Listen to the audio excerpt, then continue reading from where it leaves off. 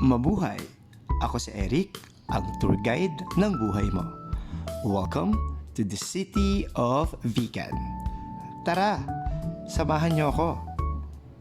Ang Vigan ang ikatlong pinakamatandang syudad sa Pilipinas na itinatag ni Juan de Salcedo noong 1572.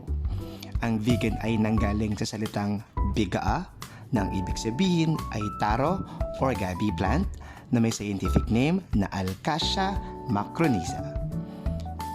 Ito ay unang tinawag na Villa Fernandina na ipinangalan kay Prince Ferdinand na anak ni King Philip II of Spain na namatay sa edad na 4 na taong gulang.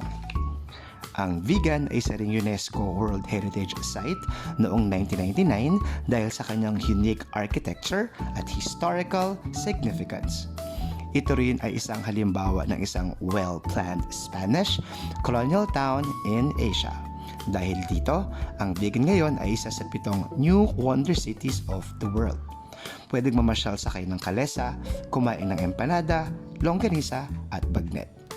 Tara, let's explore the Philippines through my TikTok videos. Kaya like and follow for more.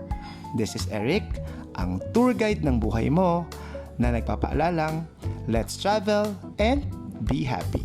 God bless. Bye!